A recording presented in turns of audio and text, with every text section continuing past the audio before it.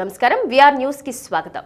ఇక డీటెయిల్స్ చూస్తే గత జ్ఞాపకాలను నెమరువేస్తూ కొత్త ఆశలకు ఊపిరిపోస్తూ అభ్యుదయం ఆకాంక్షిస్తూ జిల్లాలోని విఆర్ న్యూస్ వీక్షిస్తూ ఆదరిస్తున్న మిత్రులకు, శ్రేయోభిలాషులకు, జిల్లా అధికారులకు, ప్రజాప్రతినిధులకు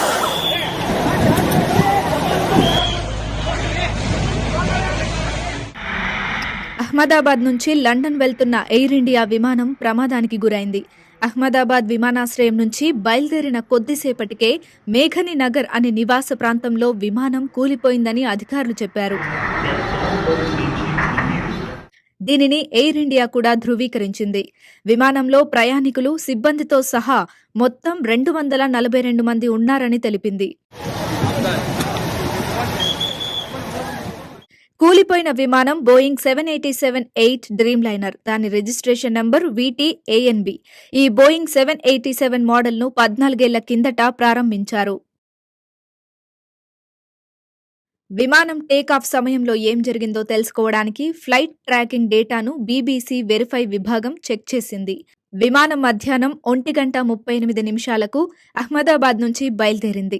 విమానం టేకాఫ్కు ముందు రన్వే అంచుకు వెళ్లినట్లు డేటా చూపిస్తోంది. విమానం 625 అడుగుల ఎత్తులో ఉన్నట్లు చివరి ట్రాకింగ్ పాయింట్ చూపిస్తోంది. ప్రమాదానికి సంబంధించిన వివరాలను ఎయిర్ ఇండియా సంస్థ ఎక్స్లో పోస్ట్ చేసింది. ప్రమాదానికి గురైన విమానంలో ప్రయాణికులు, సిబ్బందితో సహా మొత్తం 242 మంది ఉన్నారని తెలిపింది. అందులో 169 మంది భారతీయులు, 53 మంది బ్రిటిష్లు, ఒక కెనడా జాతీయుడు, 7 పోర్చుగీస్ వారు ఉన్నారని ఎయిర్ ఇండియా వెల్లడించింది. అహ్మదాబాద్ నుంచి బయలుదేరిన వెంటనే విమానం కూలిపోయిందని DGCA తెలిపింది. DGCA ప్రకటన ప్రకారం విమానం నడుపుతున్న కెప్టెన్కు 8200 గంటల విమానయాన అనుభవం ఉంది. కో పైలట్కు 1100 గంటల అనుభవం ఉంది.